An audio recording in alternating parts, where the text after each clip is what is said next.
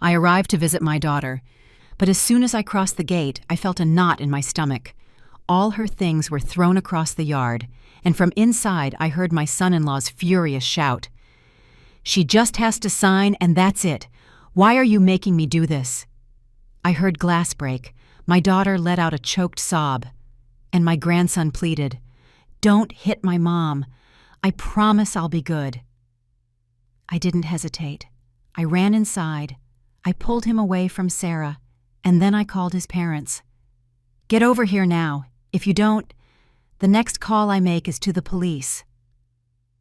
30 minutes later, the doorbell rang.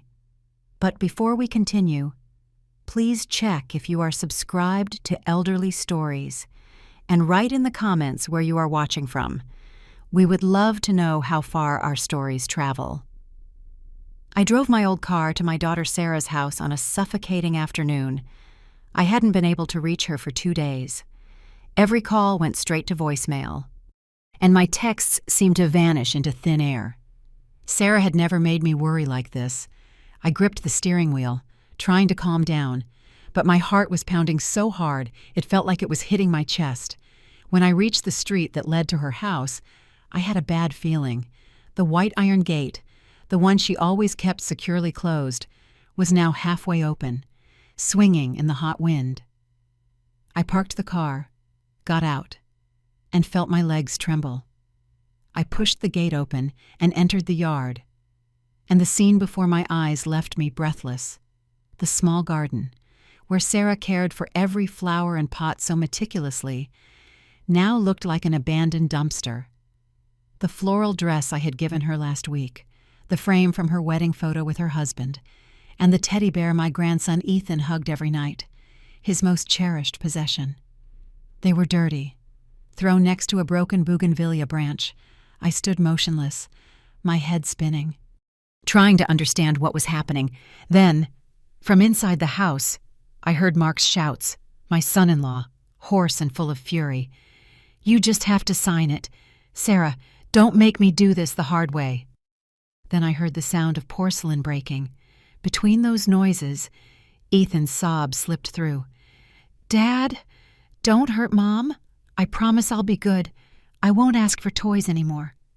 The boy's trembling voice pierced my soul. I heard Sarah's weak voice, almost begging. "Mark, don't scare Ethan."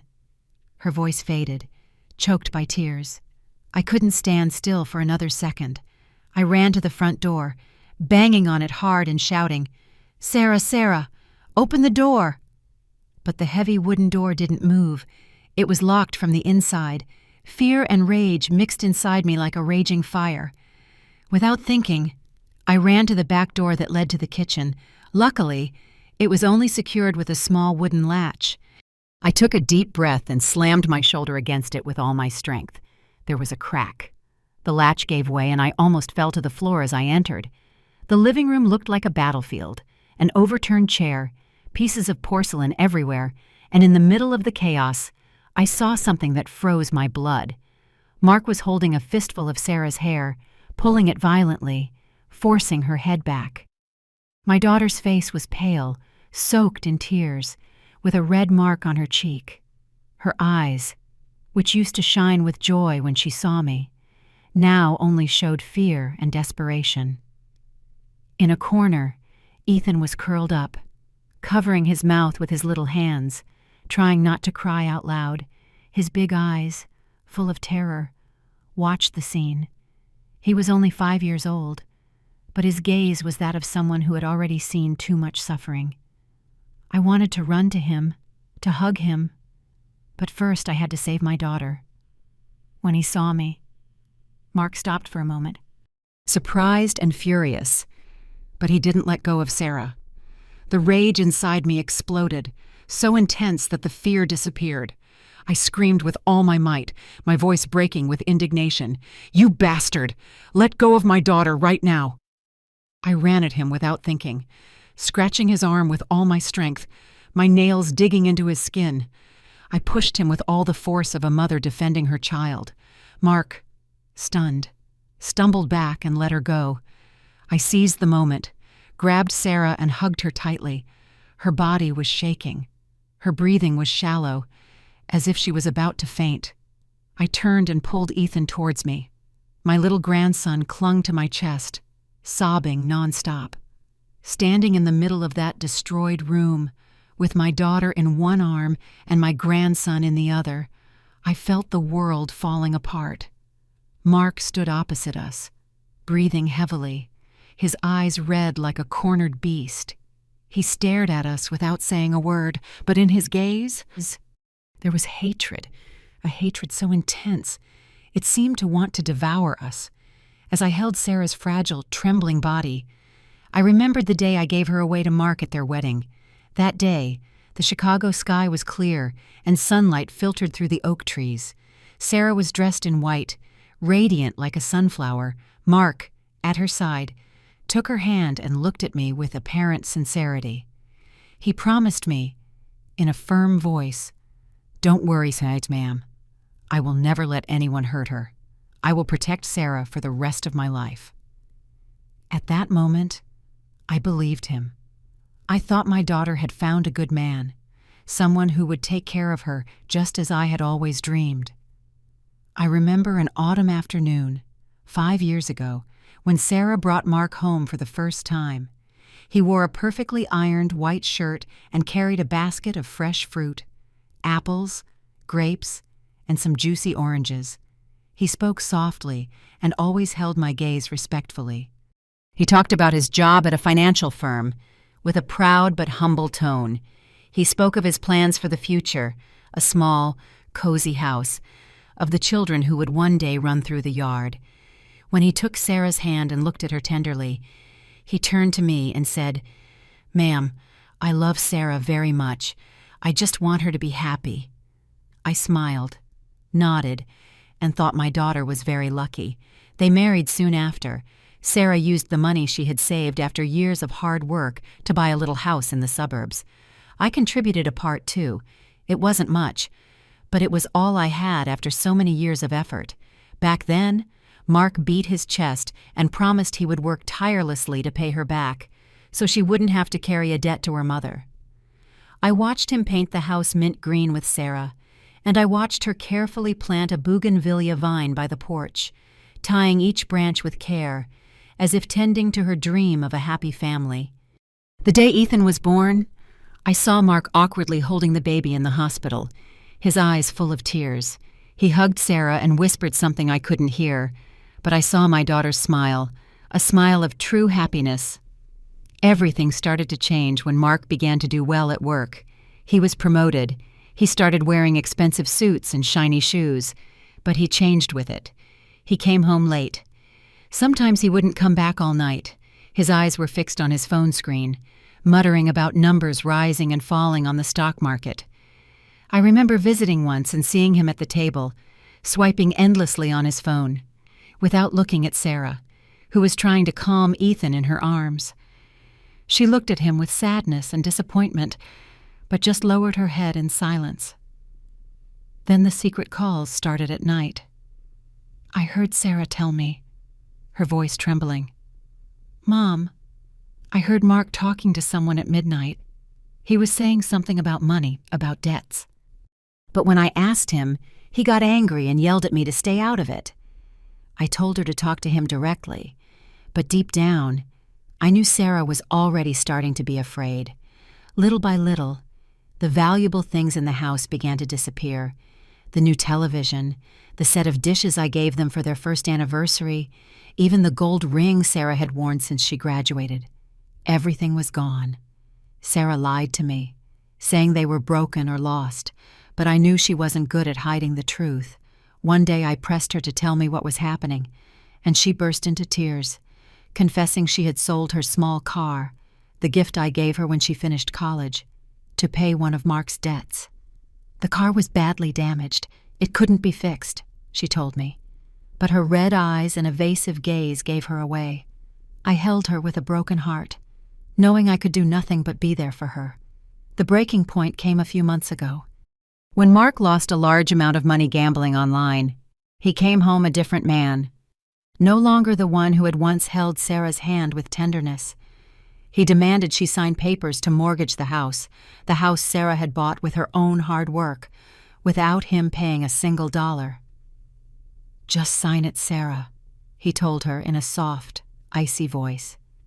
"We'll get out of this. I promise I'll win it all back." But Sarah, for the first time in 5 years of marriage, said no. A firm, decisive no, though it was filled with fear. Since then, Mark turned completely against her. He started to humiliate her, calling her useless, a freeloader. He threatened to make her lose her job, to tell everyone she was crazy. There were nights when Sarah ran to my house, crying uncontrollably in my arms, and I knew everything had spun out of control. Once she showed me a copy of the divorce papers Mark had already prepared. In it, Sarah voluntarily gave up all assets and also custody of Ethan, leaving everything to him. I read those lines with trembling hands. The paper almost fell. "I'm so scared, Mom," she told me, her voice broken. "He says if I don't sign, he won't leave us alone, that he'll make me lose my job, that he'll say I'm crazy." When I finally got Sarah out of Mark's hands, I felt my chest would burst with rage and pain. I put Sarah and Ethan behind me, as if my body could be a shield to protect them. I looked him in the eyes, saw the hatred reflected in his, but I wasn't afraid. My voice turned cold, every word landing like a stone. "When you dared to put a hand on my daughter and my grandson, this stopped being your business." Without giving him a chance to respond, I took out my phone. Mark twisted his mouth into a sneer, as if he thought I was just threatening him. But my hand, though shaking slightly with rage, dialed the number very quickly. On the other end of the line was Mr. Richard, Mark's father. I didn't say hello. I didn't beat around the bush. I said it straight. "Mr. Richard, get to your son's house right now. I'm giving you 30 minutes. If not, the next call I make will be to the police." I hung up just as he was stammering to ask something, giving him no chance to argue. Mark froze. A flicker of confusion flashed in his eyes. He didn't expect me to be serious. He started pacing the living room, like a caged animal, sometimes punching the wall hard. The thuds echoed and made me jump, but I wasn't focused on him anymore. I just wanted to get Sarah and Ethan out of that place. I took mother and son to Ethan's room and locked the door. The small room still had the soft smell of the child's blanket, but the atmosphere was now suffocating. Sarah sat on the bed, silent, her empty eyes staring into space. Her face was pale, as if all the life had been drained from her. I knelt in front of Ethan and, with a damp cloth, gently wiped the smudge on his forehead, trying to comfort him. "It's okay, sweetie. Grandma is here with you now."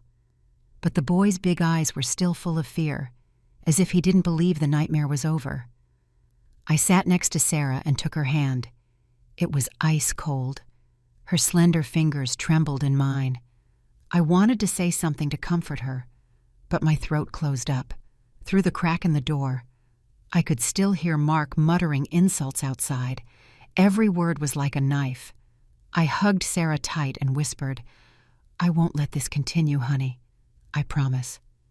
But deep down, I knew that promise wouldn't be easy to keep. Mark was not someone who let things go easily. Exactly 30 minutes later, the doorbell rang, sharp in the silence. I heard Mark's heavy footsteps going to open it. Mr. Richard entered first, heavy set, his face scowling as if coming here was a huge inconvenience. Behind him was Mrs. Teresa, Mark's mother. She looked smaller than I remembered, her face drawn, her hands clasped so tightly her knuckles were white.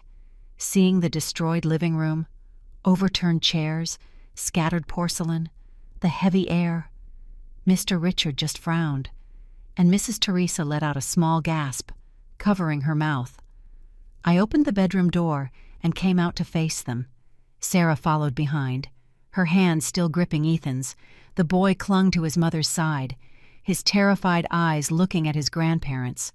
I didn't want to beat around the bush. I pointed to the yard, where Sarah's and Ethan's things were still piled up in the sun, the flowered dress, the wedding frame, the teddy bear. Then I pointed to the red mark on Sarah's cheek, the clear print of a hand, a silent accusation. Finally, I looked at Ethan, the child trembling, his little hands clutching his mother. My voice was clear, every word heavy as a stone. Look, this is the happiness your son promised he would give my daughter. Mrs. Teresa looked down, her shoulders shaking, not daring to look me in the eye. I saw her reddened eyes, but she said nothing. Mr. Richard was different. He crossed his arms and said in a dismissive voice, as if talking about the weather, "Men get a little heated. Fights between spouses happen. You're exaggerating. Let them work it out themselves." Then he turned to Sarah with a reproachful tone. "You probably said something to make him angry like this, didn't you?" Hearing that, my anger erupted like a flame. I trembled, not from fear, but from indignation. I stared at him and said with a voice of steel, "If you can't raise your son, the law will. I'm calling the police." He scoffed with a contemptuous laugh, a defiant smile. "If you're so tough, report him. Let's see if the police believe a mother-in-law, or a husband who says his wife was cheating, or about the debts." His words were a slap in the face. He dared to invent, to slander my daughter in front of me. I wanted to scream at him, to hit him, but I knew that would only make things worse. I realized that talking to these people was useless. They didn't want to see the truth. They didn't want to admit their son had become a cruel man. I turned to Sarah with a firm voice. "Honey, grab a few necessary things. We are going to my house right now." Sarah nodded, her gaze still blank, but she obeyed silently. I helped her put some of Ethan's clothes in a bag, and I grabbed a few of his favorite toys. Ethan stuck to my legs without a word, just watching his mother. I took the boy's hand and walked Sarah to the door, passing in front of Mark and his parents. He stood there, his gaze full of hate, but he didn't dare stop us. Before leaving, I stopped and looked at Mr. Richard.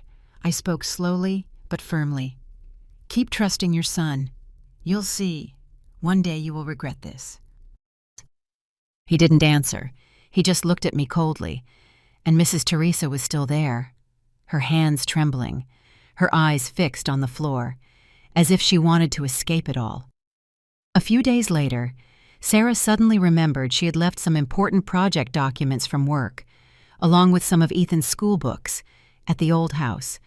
The boy had a test soon, and Sarah was afraid he would be affected if he missed his books. I saw her wring her hands, hesitant.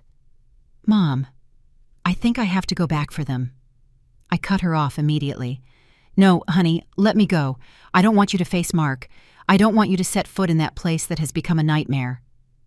She looked at me, with a mix of gratitude and worry, then nodded and gave me the spare key. I drove to the familiar street, my heart pounding in my chest. I parked the car in a secluded spot. I watched from a distance and waited until I saw Mark's car leave. He usually left around that time, probably to meet his gambling friends or his loan sharks. When I was sure he was gone, I got out of the car. I gripped the key tightly and took a deep breath to calm myself. The white gate was still ajar, as if it still remembered the horror of the other day. I went in, avoiding looking at the withered bougainvillea, its broken branches still on the ground. Inside, the house was cold and messy. A smell of dampness mixed with stale tobacco turned my stomach. I went straight to Ethan's room, quickly gathered his school books and put them in a tote bag. I also took some of his favorite toys, hoping they would brighten his day a bit. As I was leaving, I passed Mark's home office, the room he always kept locked, as if hiding a secret. But that day, the door was just slightly open, a crack that seemed to invite me in. I was going to walk past, but something on the desk made me stop. Sarah's black briefcase, the one she used for her work papers, was open. I hesitated, feeling a voice inside me tell me I should check. I entered slowly, trying not to make a sound, as if afraid of waking something invisible. My eyes scanned Mark's desk, covered in messy papers, scattered pens, and then I saw them. 2 new folders, placed perfectly amidst the chaos. I picked up the first one, and my heart started to beat faster. It was a mutual divorce petition. I flipped it open to the last page, and when I saw the signature, Sarah Miller, written clearly, I felt my chest tighten, but something wasn't right. The handwriting was stiff, without Sarah's characteristic smoothness. I had seen her sign her name hundreds of times, from thank you cards to work contracts. This signature was not my daughter's. With trembling hands, I picked up the second folder. Mortgage agreement on land use and adjacent properties. As the debtor, Sarah was listed. As the creditor, a financial company I had never heard of. The signature was identical to the one on the previous document, cold and fake. I turned a few more pages, and then my blood ran cold. There was a draft sheet filled with repeated signatures of Sarah Miller, clumsy, unsure, like someone practicing to imitate her. Mark. He had forged my daughter's signature, not only to get custody of Ethan, but also the house she had earned with so much effort. I stood there, clutching the folders, feeling my blood boil. He hadn't just abused Sarah physically. He was planning to steal everything from her. I pulled out my phone, my heart pounding so hard I thought it would break. I photographed every page of both documents, especially the signatures and the practice sheet. I tried to keep my hand steady, but with every click of the shutter, the rage and fear rose higher. If Mark showed up right then, I didn't know what might happen. When I finished, I carefully placed everything back where it was. I took Sarah's briefcase and Ethan's books and hurried out of the house. As I got in the car, I took a deep breath to calm down, my hands still gripping the steering wheel. I drove back, my mind reeling from what I had just discovered. I didn't say anything when I got home. I just handed the phone to Sarah and opened the photos I had taken. Sarah looked at the screen. Her face turned white. She shook her head over and over, her voice trembling. "I never signed this. Mom, how could he?" She didn't finish the sentence. She lowered her head, covering her face with her hands, her body shaking. I sat beside her, held her, feeling her helplessness and her pain, to help her calm down. I gave her a blank sheet of paper and a pen. "Honey, sign here," I asked her, my voice soft but firm. Sarah obeyed. Her signature, fluid and elegant, was completely different from the forgeries. 2 signatures, one real and one fake. 2 opposite worlds. One with my daughter's honesty, the other with Mark's cruelty. That afternoon, I didn't hesitate. I called an old friend who had worked in the legal field and asked her for the contact of a good lawyer specializing in family law. She recommended Mrs. Catherine Reeves, a lawyer known for her sharpness and dedication. We set up an appointment for the next morning. When we arrived at her office, I showed her the photos and told her the whole story. Mrs. Reeves examined each image. She compared the real and fake signatures. Then she looked up at us and said in a firm voice, "This is document forgery with the intent to appropriate assets. With this evidence, we can not only file for a unilateral divorce in Mrs. Miller's favor, but also press criminal charges against him." After the meeting with lawyer Catherine, I felt a small spark of hope light up inside me. Immediately, Mrs. Reeves sent an official notification to Mark, requesting a meeting to discuss the division of assets and the custody of Ethan. In the letter, she subtly hinted that we had damaging evidence. I thought it would be a direct hit, a way to make him back down. But I was wrong. That action was like sticking my hand in a hornet's nest. Mark didn't respond to the lawyer's letter. He remained silent. But it wasn't the silence of someone giving up. It was the silence before a storm. The next morning, when I went to the market as I did every day, Mrs. Rose, my neighbor, the one who always greeted me with a smile and asked about Ethan, looked at me with pity. Then she looked away, pretended not to see me, and hurried into her house. I stood there, in the middle of the market, with my basket in my hand, feeling as if an invisible hand was squeezing my chest. What was happening? I ran home, my heart full of anxiety. As soon as I walked in the door, my phone vibrated. It was Sarah. Her voice was trembling with panic, almost crying. "Mom, come back now. A coworker told me Mark went to my office and spoke to my boss." Sobbing. She told me Mark had cried in front of her boss, saying Sarah was suffering from severe postpartum depression, that her mental state was unstable, and that I, her own mother, had encouraged her to abandon her home. He said it with a pained voice, as if he were a desperate husband trying to save his family. I felt my blood boil. He dared to lie, to defame my daughter right at her workplace, where she had fought so hard to build her career. Before I could calm down, another call came in. This time it was from an employee at the Department of Social Services. Her cold voice asked me to come in to clarify possible acts of family interference and signs of separation between mother and child.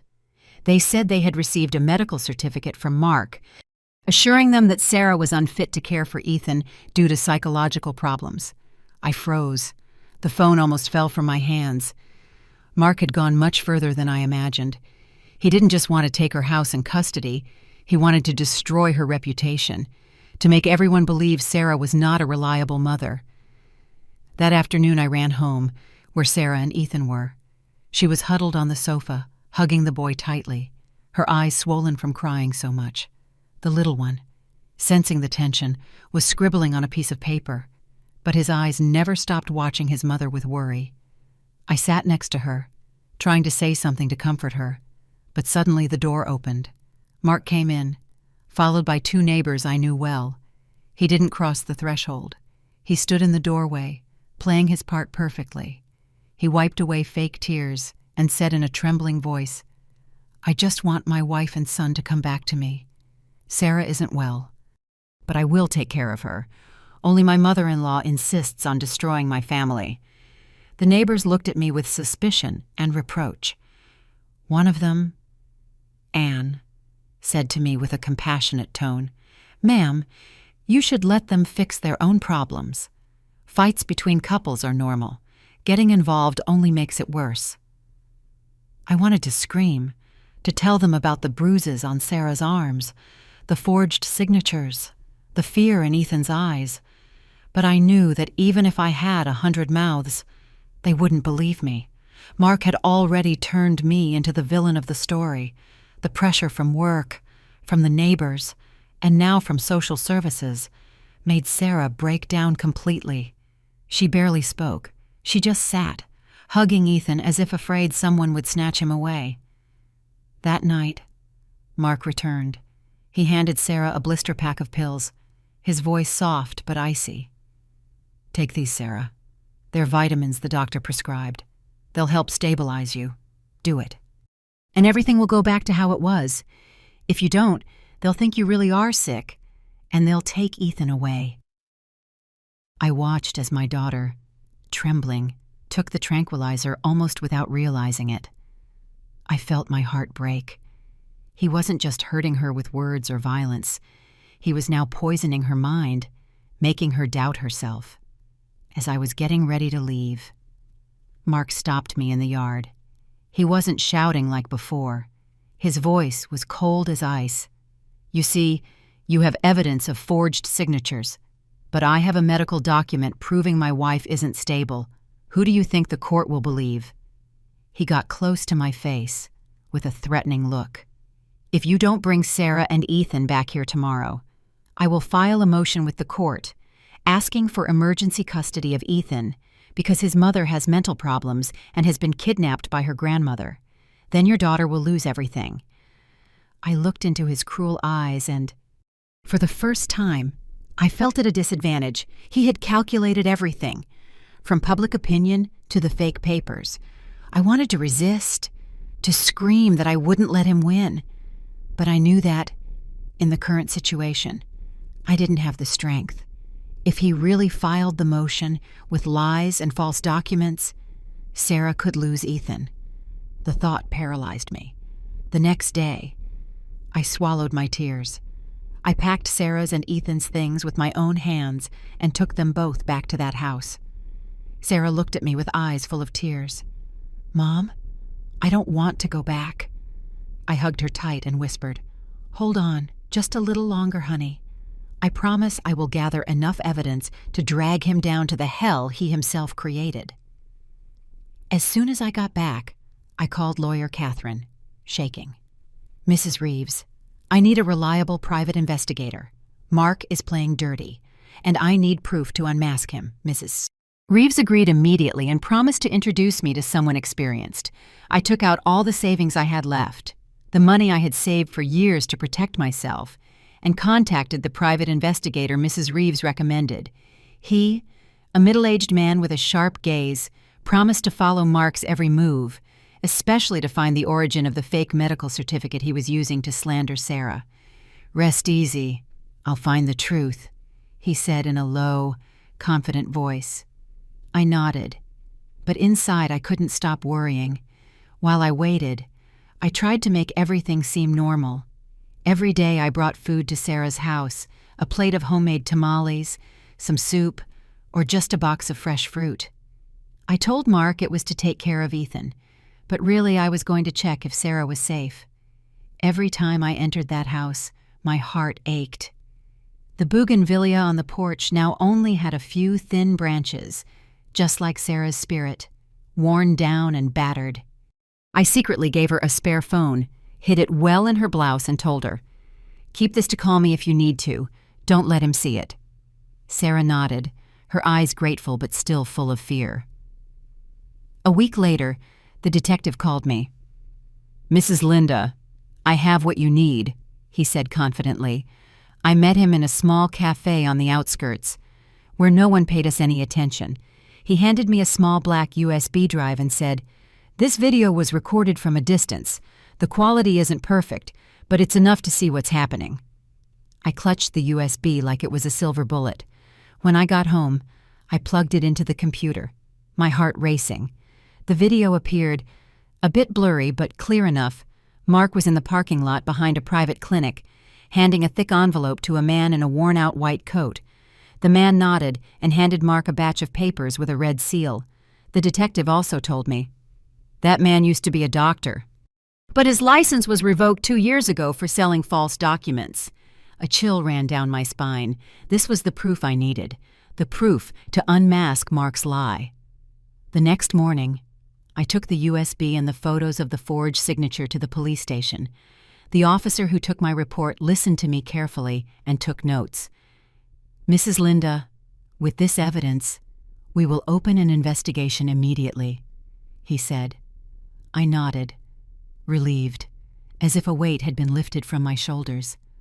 I thought that with a little more time, Mark would pay for what he did. That night, I drove to Sarah's house as usual, carrying a box of flan that Ethan likes. I felt a little lighter, thinking it was all going to end. But as I approached the gate, I heard a loud crash from inside, as if something heavy had collapsed. Then Mark's furious voice yelling, "You dare to report me! You want me to destroy you! Is that it?" His voice sounded like a beast's, and my heart sank. I ran inside, and, without thinking, the scene left me breathless. The glass dining table was overturned, fragments all over the floor. Sarah was hugging Ethan tightly, huddled in a corner, as if trying to protect him with her own body. Her face was pale, her eyes red, terrified. When he saw me, Mark became even more enraged. He threw everything off the coffee table, glasses, picture frames, a small vase, all shattered at his feet. "You too!" he yelled, pointing at me. "You think you can destroy my family." Ethan, seized by fear, broke free from his mother's arms, ran to his father, and clung to his legs, crying hysterically. "Dad, please, don't hurt Mom." The boy's voice trembled, begging for the impossible. But Mark, blinded by fury, didn't even look down. He kicked his leg hard to shake the boy off, as if he were just an obstacle. The push made Ethan lose his balance and fall backward. His head hit the sharp wooden edge of the coffee table. and the dull thud of the impact stole my breath.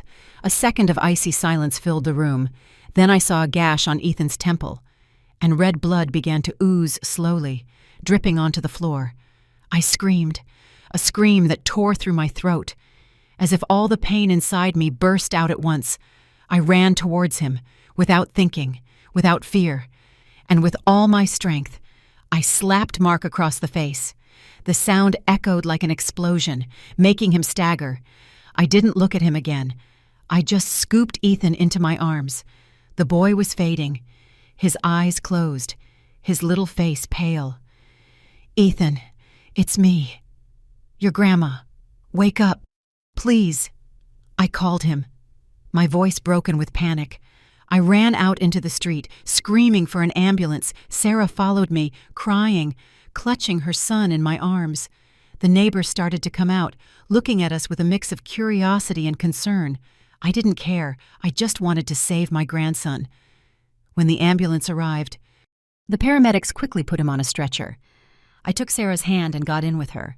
Before the door closed, I looked directly at Mark. He was standing there, paralyzed, with a vacant look, as if even he couldn't believe what had just happened. In a cold voice, I told him clearly, "I'll see you in court." That night, while Ethan was in the hospital, Sarah and I sat on hard plastic chairs in the cold hallway, the smell of disinfectant making me feel suffocated. Sarah huddled, hugging herself, her swollen eyes fixed on the emergency room door. The doctor came out, informed us that Ethan only had a mild concussion and needed 3 stitches, but luckily, he was not in danger. The boy had to stay for observation for a few days. I breathed a sigh of relief, but looking at Sarah, I knew she didn't feel at ease. Her eyes were still full of fear, as if expecting another storm to come.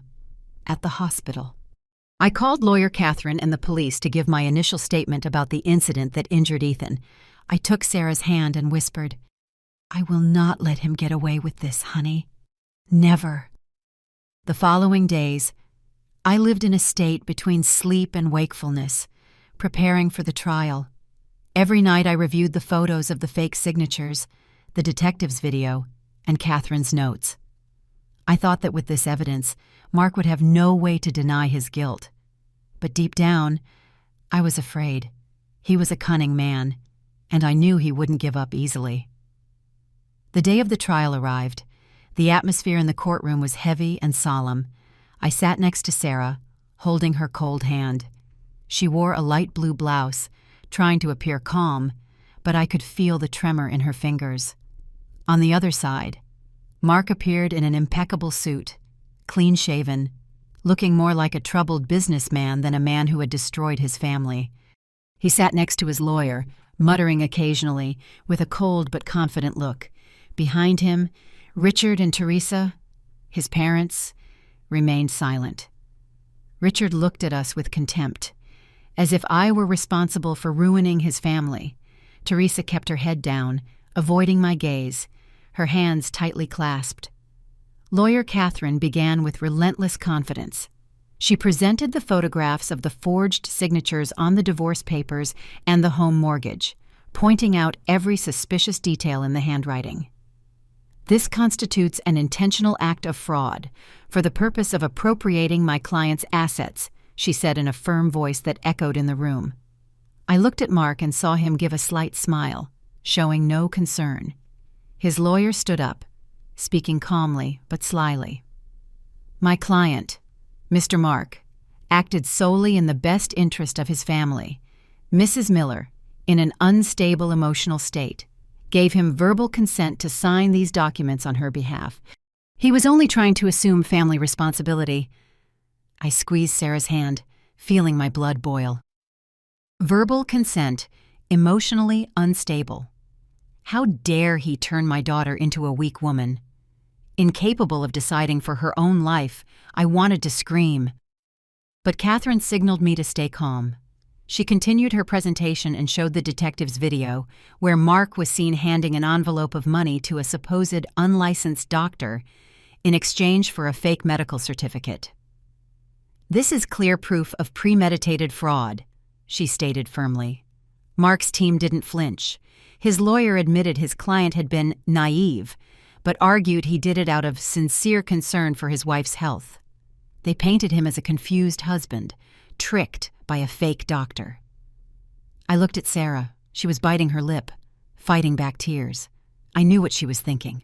All her pain, her nights of crying, the threats, now twisted into a completely different story. When Catherine mentioned the incident that left Ethan injured, I thought it would be the decisive blow. She described in detail how Mark caused Ethan to fall, making the boy hit his head against the table. But Mark's lawyer objected immediately, calling it an unfortunate accident in the midst of a family dispute. They said Ethan must have accidentally gotten between his parents while they were arguing and fell on his own. "There are no objective witnesses other than Mrs. Linda and Miss Sarah," his lawyer said sarcastically. "Their statements are clearly subjective." I couldn't take it anymore. In a last-ditch effort, I pulled up Sarah's sleeve, revealing the bruises that were already starting to turn yellow and green on my daughter's thin arm. I stood up, my voice trembling but growing louder. "Your Honor, this is not an accident. This is what he did to my daughter."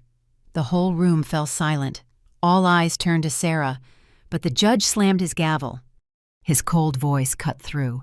"The bruises do not have a medical report from the time of the incidents. The court cannot admit them as valid proof of acts of violence."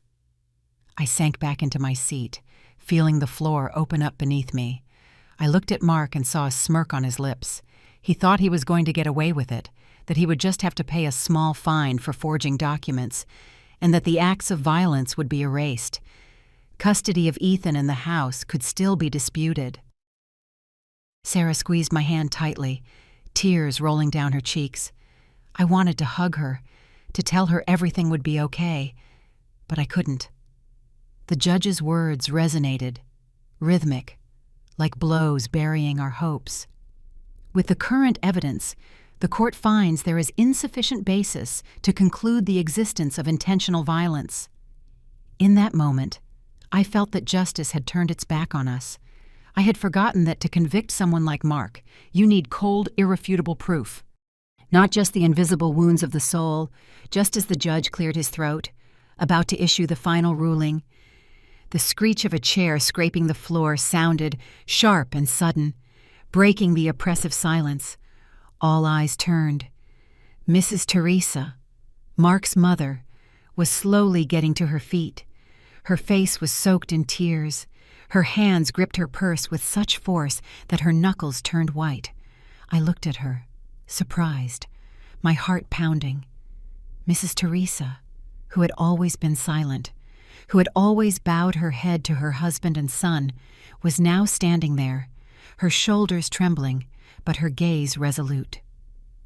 Mr. Richard, sitting next to her, yanked hard on his wife's sleeve and hissed through his teeth. "What are you doing, Teresa? Sit down now." His voice was full of anger, trying to subdue her.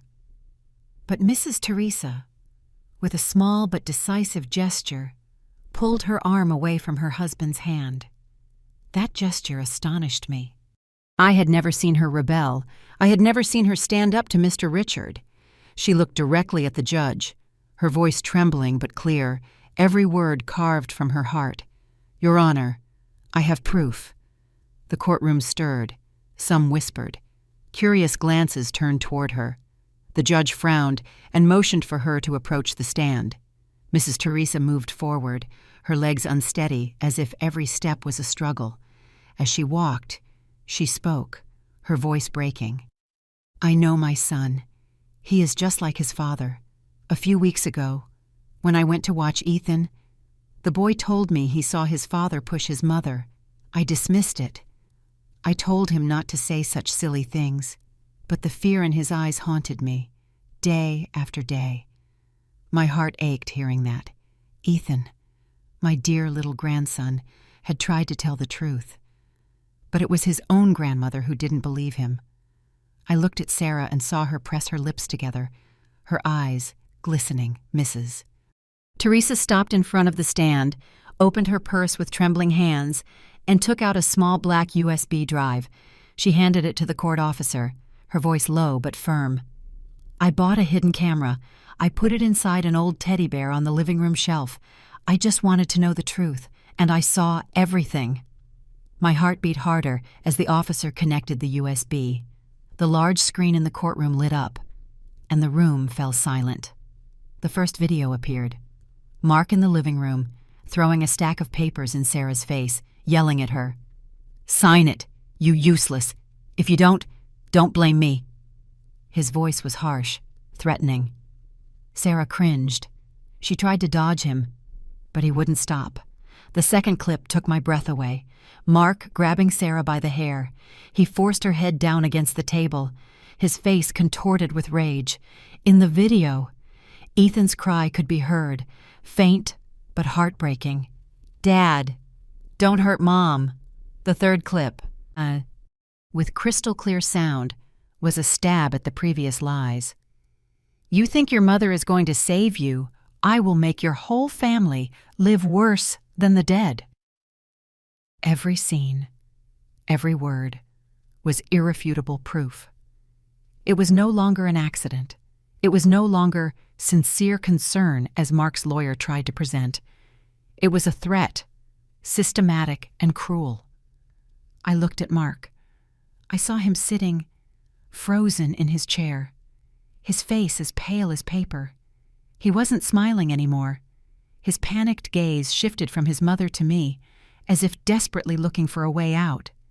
In the courtroom, Mr. Richard jumped to his feet, pointed at his wife, and shouted, "You damned woman, traitor!" His voice was full of fury, but the bailiffs immediately approached and ordered him to maintain order and sit down. Mrs. Teresa didn't look at him. She just stood there, her trembling hands clutching her purse, as tears streamed down her face. In her gaze, I saw not only pain but also relief, as if she had just freed herself from a burden that had crushed her for years. The judge struck the gavel hard on the desk. His voice rang out, firm, without a trace of doubt. "Based on the new evidence presented, this court finds the defendant, Mark, guilty of the crimes of domestic violence, assault and battery, document forgery, and fraud."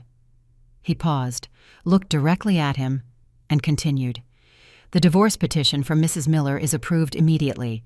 She is granted full custody of the minor, Ethan, and full ownership of the house." I felt the world move slowly.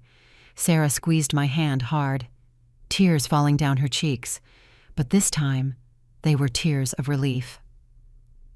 2 police officers approached and handcuffed Mark right there in the courtroom. As they led him away, he looked at his mother and then at me, with a mix of hatred and desperation. I didn't look at him anymore.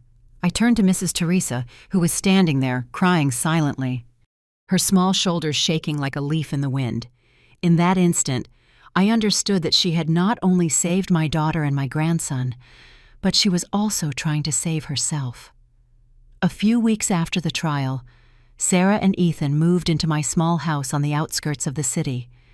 Ethan's laughter, though still timid, began to fill the house and bring back its warmth. I did everything possible to create a safe space for them both. I cooked Sarah's favorite dishes. I played with Ethan.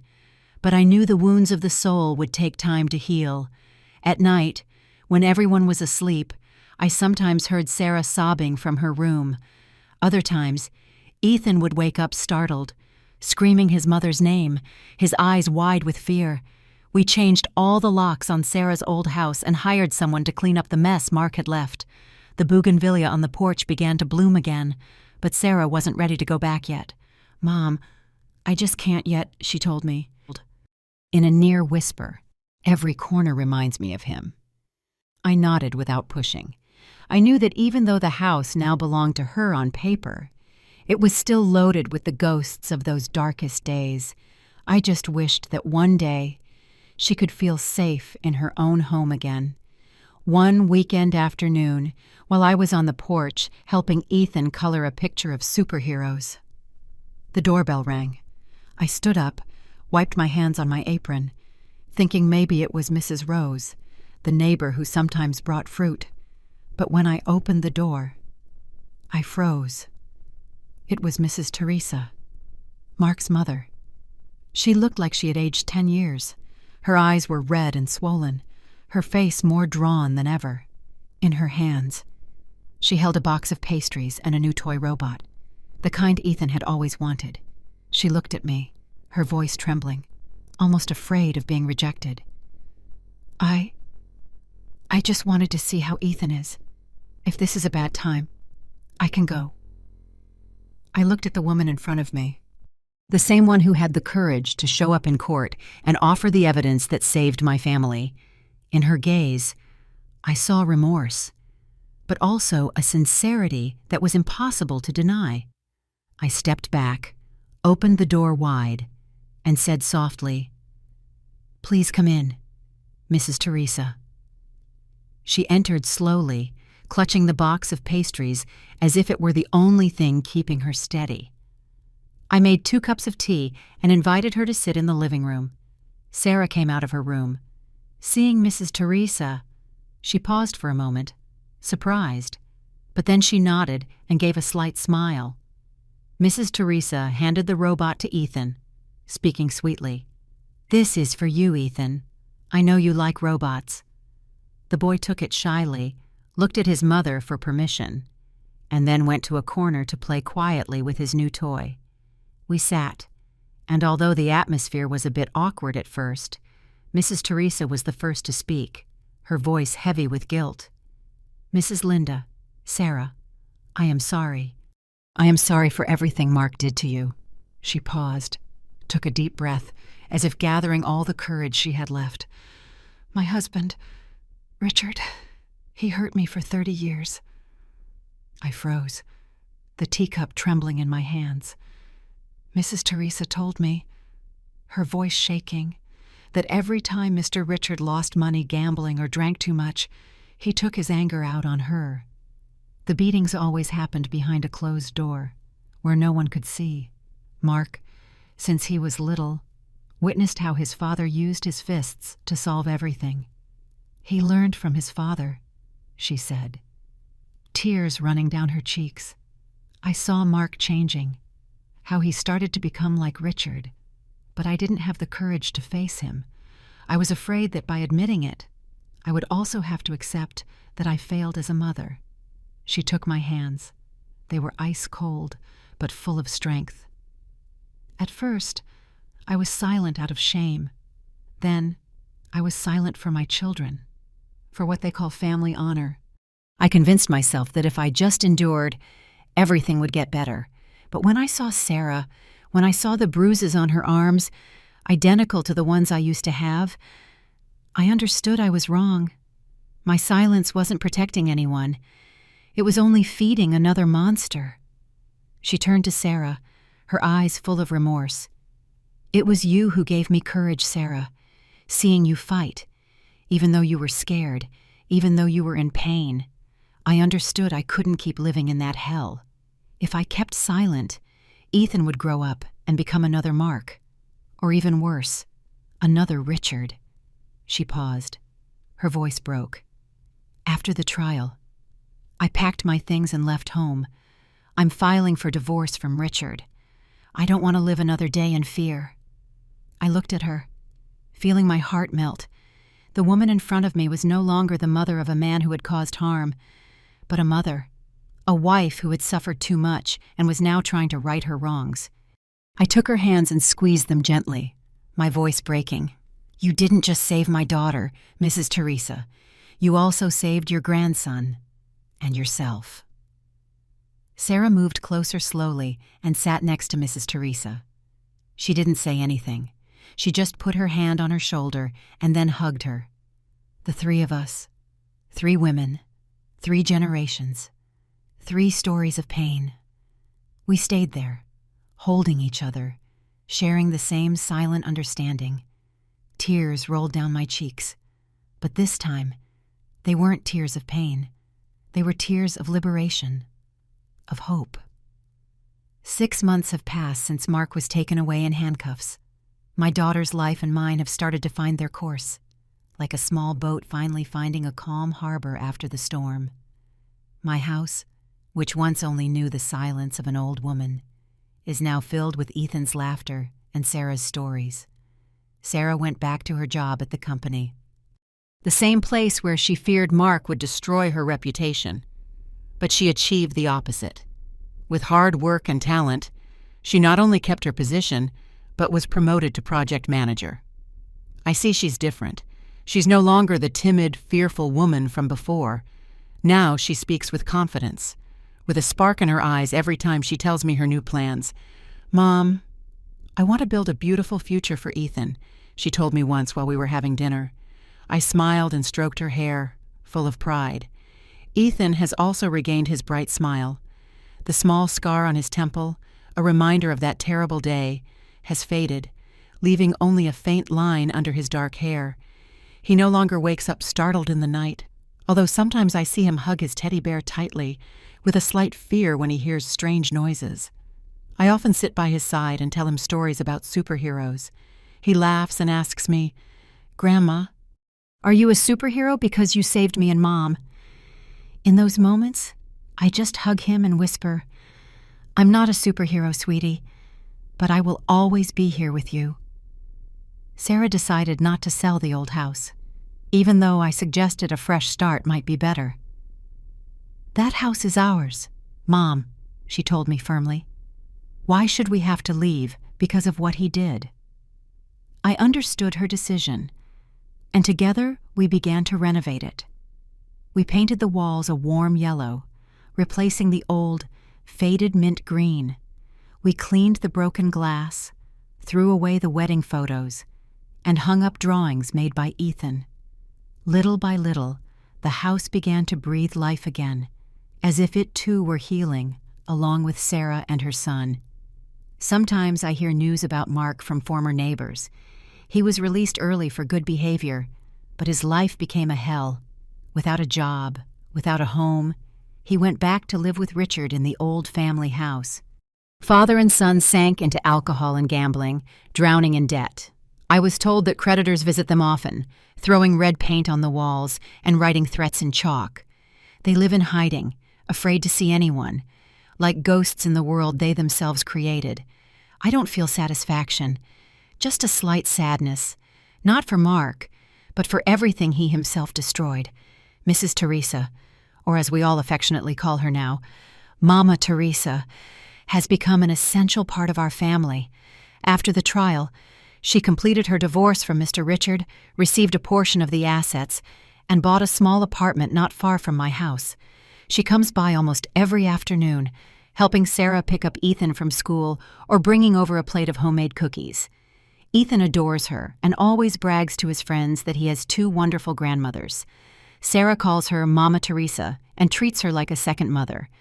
With an affection and respect I had never seen her show anyone but me.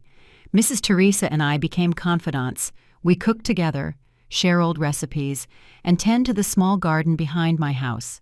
Once, while we were pulling weeds, she looked at me smiling and said, "Mrs. Linda, I never thought I'd have a friend at this age."